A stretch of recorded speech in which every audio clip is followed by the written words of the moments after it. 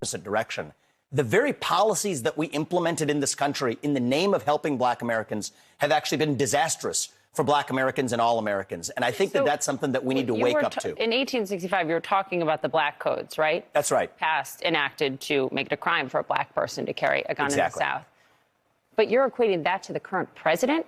You're referring to economic change? What are you saying? Well, I was referring to Joe Biden's, I think, ill-chosen expression to say they're the party that wants to put you back into chains. What I'm actually saying is that if you look at the policies of the modern Democratic Party... about Democrats. Absolutely. So what I'm saying is that actually it's policies like that of Lyndon Johnson and Joe Biden that are actually holding black Americans back. The war on poverty? Yes, and in particular, his Great Society, where he actually created incentives in the family, where if you're a family, you could actually get more money by not having the father in the home.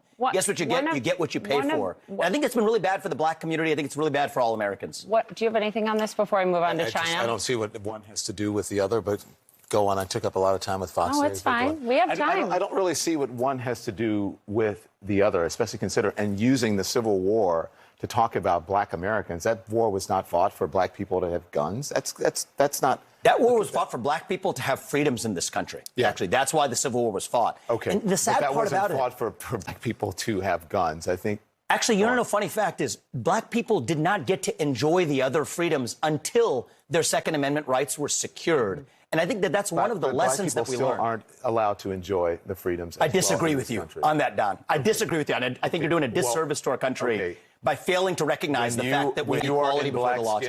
And you live in this country, then you can disagree with me. But we're not. You mentioned in here that we have three different shades of melanin. Don, I think we have to be able to talk about these issues in the open, regardless of the color of our skin. Black Americans today, to say that, compare that to 1865 and 1964, I think for you to compare it to 1865 and 1964 is actually, I think it's insulting to black people. It's insulting to me as an African American. I don't want to sit here and argue with you because it's infuriating for you to put those things together. It's not right. Your telling of history is wrong. What part of the history was wrong? What part of the history was wrong? That the Civil War was fought. You're making people think that the Civil War was fought for black people, only for black people to get guns and for black people to have... The Civil War was fought for black people in this country to get freedoms, a noble mission. And I think that even after we succeeded, we had to actually secure those freedoms. To reduce it in a speech at the NRA to say you're making people think, or you're trying to say that black people to get guns, that was the reason that you're there at the NRA. That was the reason for the Civil War. It is a fact. That's reductive. It's not reductive, I think it's Don. insulting. There are a whole plethora of reasons for the Civil War. With due respect, I find your explanation reductive and actually insulting, including to black Americans, to say that black people today, compared to 1964, 1865, haven't made progress in part because of the freedoms we secured.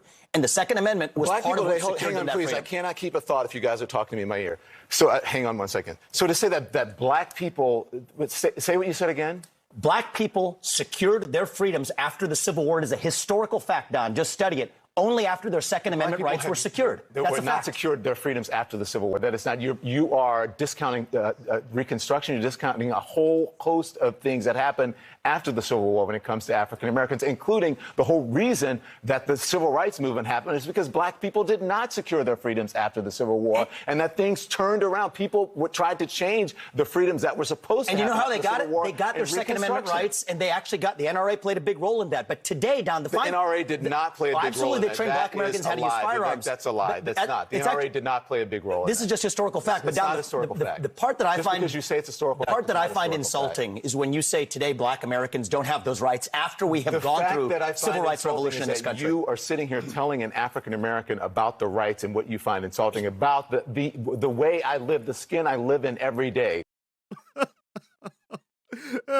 Here's where you and I have a different point of view. Black and white that black people don't have in this country, and that black people do have. Well, here's where you and I have a different point of view. I think we should be able to express our views regardless of the color of our skin. We should have this debate without me regarding you as a black man, but me regarding you as a fellow citizen. That's what I think we should see. Whatever ethnicity you are, explaining